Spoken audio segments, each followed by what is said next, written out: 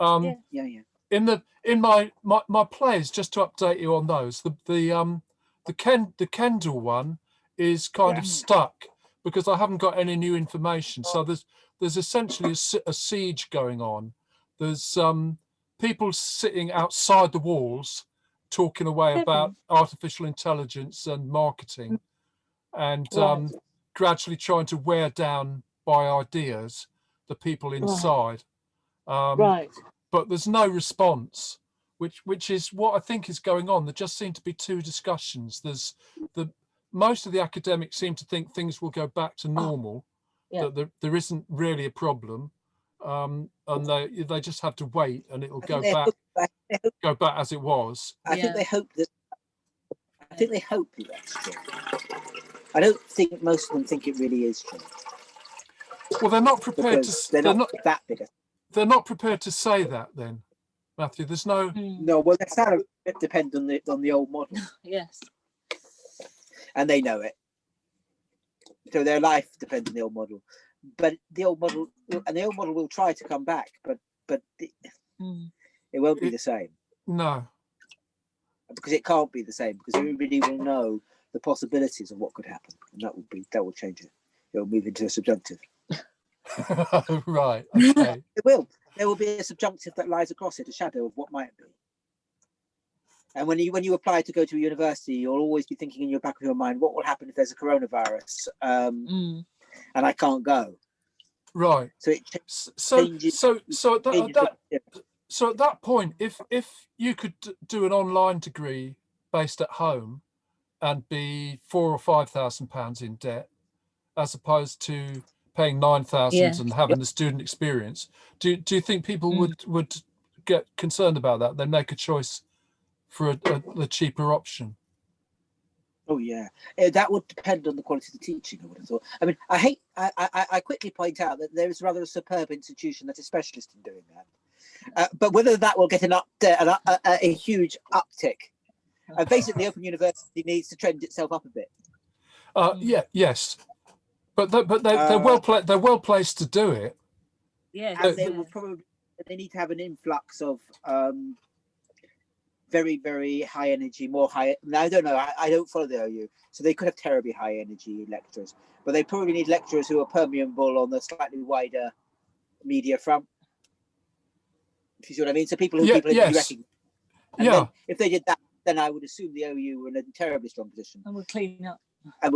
So that they could get people who they knew because they'd heard them on the radio, they heard them on telly, they wanted to see them in the OU.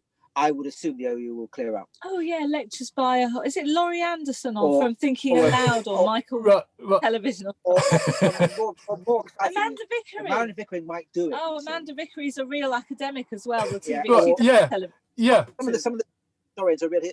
I follow them on Twitter. They're really very good historians. Yeah. Yes. And they're very but I think what's happened so far is that I think some of the people at the OU were not very happy with FutureLearn when it started, because it was just burning money for one thing.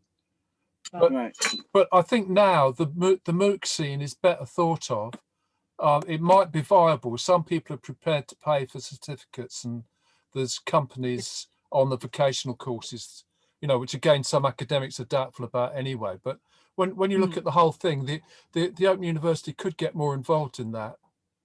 And benefit from it, from the techniques that are there. So that may happen at some point. So I'm sure that it will be a ripple, that people will be looking at the amount of debt going to the old-fashioned university experience gives them, and this will be a generation of kids, once I'm teaching, who lost a year to COVID. Yeah, well, right. A year of their education. Yeah. And that's now for the foreseeable future. Right. So all the way up to 5-year-olds, there are these kids who will have lost a year to their education. Yeah, it's full of water. Yeah. And that teaches them something about human power and the position of education in human power. Yes. That's probably everybody will respond to it differently, but there'll be a generation who had this thing on their schooling history. Yeah, which is quite weird. Which is a thought. And they've, even if they've got limited access to technology, they've got an awareness of it. They've got an understanding of it, which I think you know, given a few more years, we don't know how that will work And- out, but they'll make and- something of it. They'll make something of it, but yeah. also it's going to be against the face of a. So we've hardwired in a 2% rise Oh, for God. 2050 in the climate, Yeah, well, which starts to be the tropics become uninhabitable. Just that you can work. That's about where that is. So Right. by some fairly sharpish, sometime before 2075, it is highly likely that nobody can live in the tropical regions because they will be too hot, and we've hardwired that in. it's frightening, really frightening. And that's what the science says. So I believe it. And that will be playing in on absolutely every decision everybody makes. What do we do in the face of a warming world where travel becomes more of an issue, where it becomes more interesting to produce? It's one of the huge differences. I'll give you between France and England.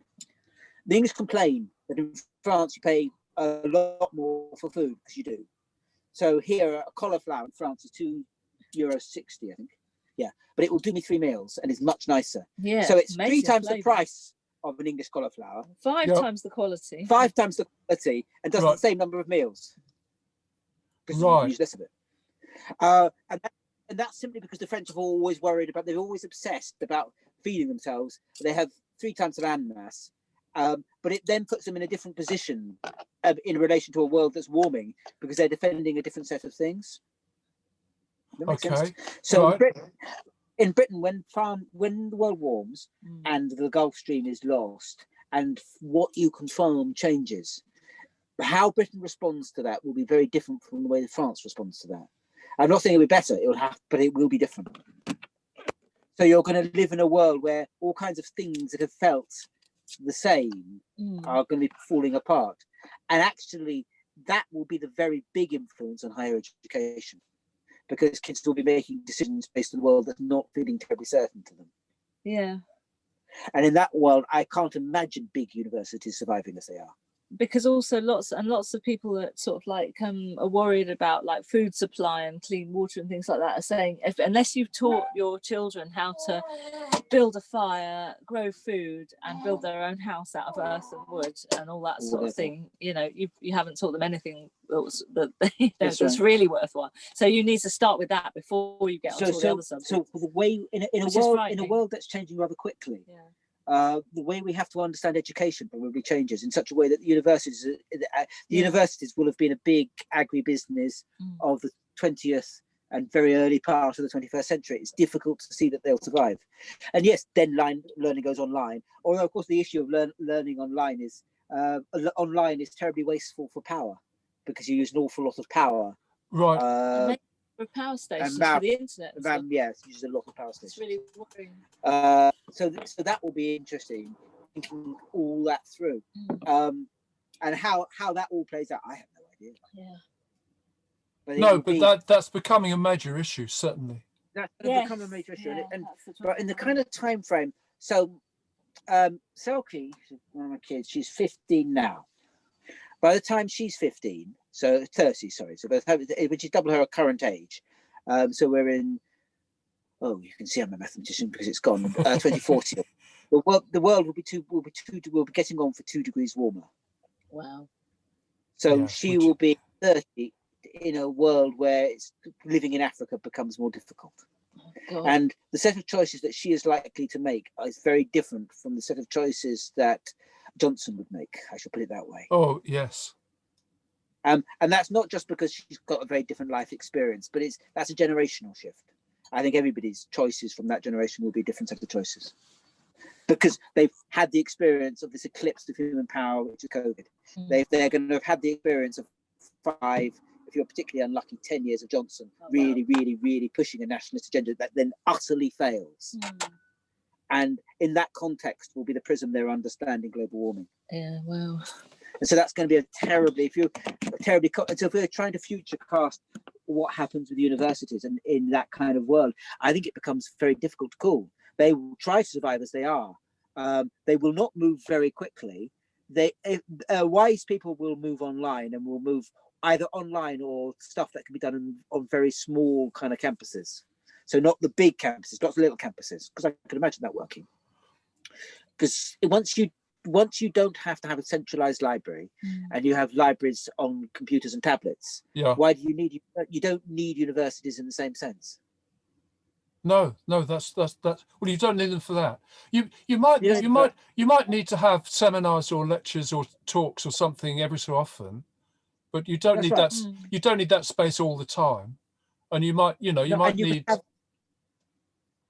And you can have seminars where you have a mixture of online and live elements. So you could imagine a university that was made out of an awful lot of community groups that could then at certain times be wired up to each other. Yeah. Yes. So the one thing I think that will carry on throughout all of this is live teaching. Not lecturing, teaching. Lecturing isn't teaching. Lecturing can be done online just as easy. But the stuff I do, the one-to-one, the small group iteration, the really helping a kid really understand what's going on, that will carry on as long as humans are. Because everybody for lots of different reasons. The reason it's fun for everyone concerned, because the teacher loves doing it, the kid does it done well will love doing it, and it really helps you understand. Right. And I don't think that can be done. It was always my problem with online learning. Genuine teaching is when I do it with Selkie, but Selkie's a weird kid, and I'm aware of the huge problems. I teach her different than how I would teach her if I was face to face, and I'm clearly not, and I'm not as effective. And I know I'm not, because there's no way I can. What you can't do online is sit there watching them all the time and reading what they're saying. Body language, I mean. Oh, right.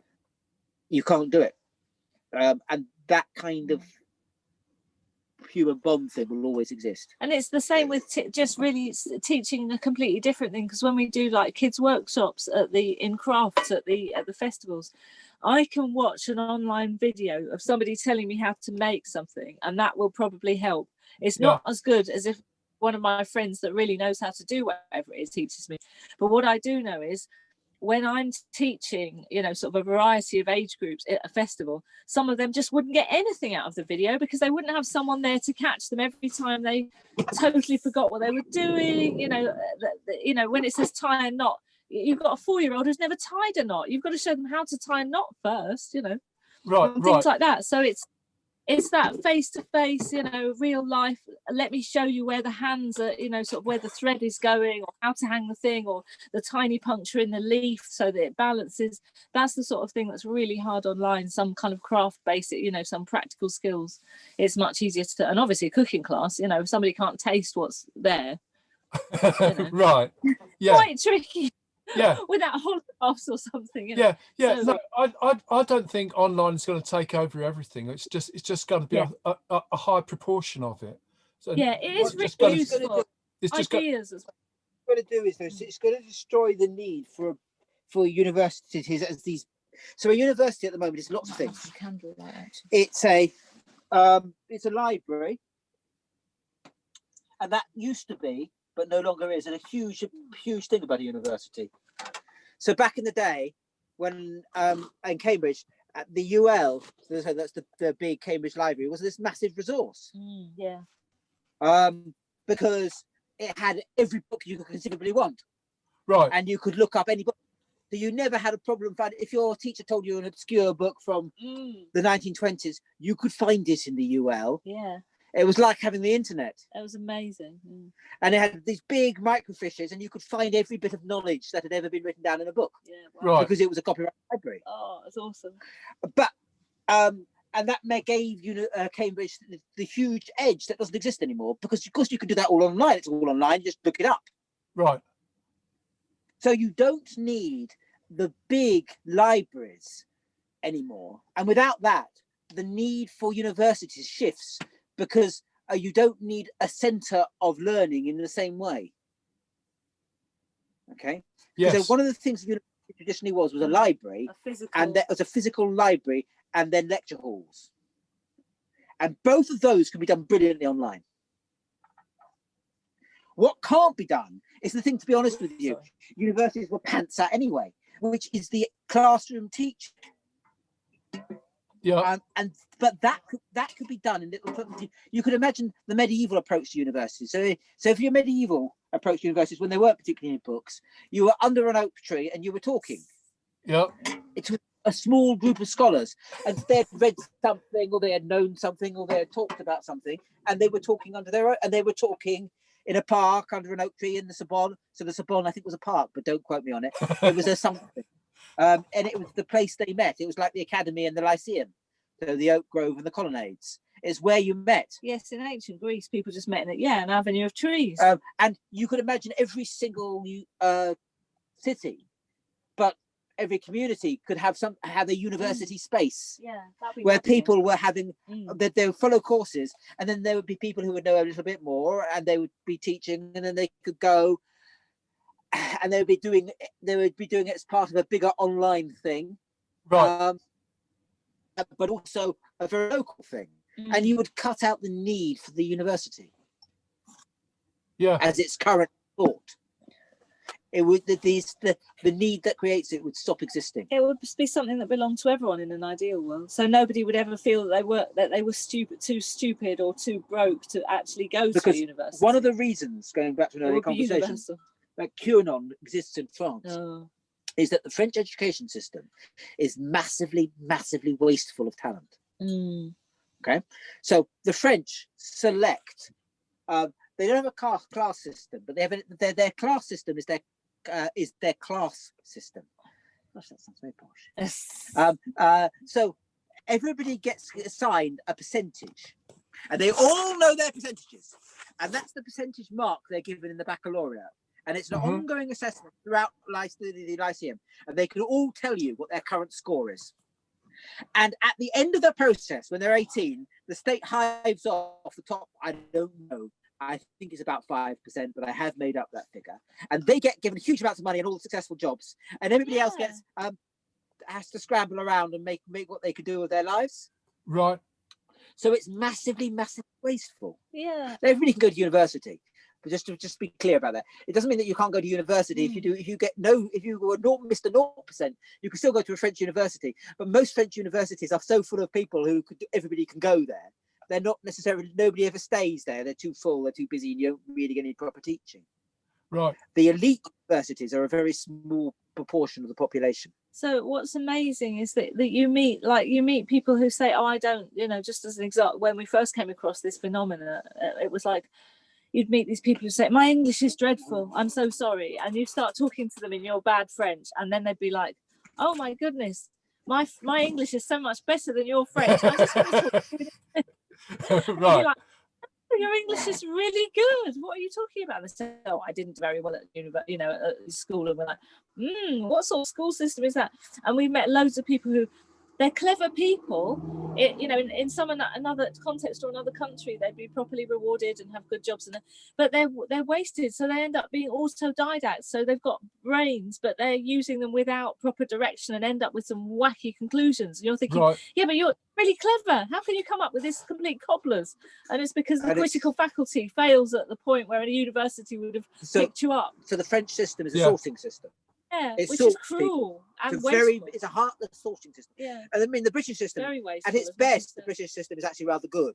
It's not at its best at the moment, No. but at its best, it's actually a nurture system. Yeah. The alternative, which is in its avatar, is much nastier than the French system, because that's a system for installing the class system. Yeah. And the current version of the GCSE was designed to recreate the class system. Yeah. The older system of the GCSE was a nurturing one. Yes. And it lurches between this nurturing ideal and this, we're going to make sure that the rich people do well ideal. Yes. And you can see it on the exams. Yeah. And actually the way universities are for. Yes. Hence the 97%. Hence the 97%. Yeah. Right. Because Yeah. the teachers in the British secondary school, a lot of them have a very nurturing idea about what their job is. Their job is to save souls. I mean, I was not. That was how I always understood my job. And an awful lot of teachers I know, the really good ones, they all understand themselves in the priest business. Yes. We're all in the redemption Yeah. business. We're redeeming people who would otherwise be lost. Yeah. Yes. French school teachers, some of them are like that, but the system doesn't redeem. No. It's not a No, redemption. the system's there to get the top lot, recruit the top Yeah, 5% or something, whatever it is. For the Oh, So it's and the French actually- and the English system is also designed. So the current version of the English system is designed to make the toffs win, yeah, and it's simply rigged so that the toffs win. yeah. Yeah, that all makes sense.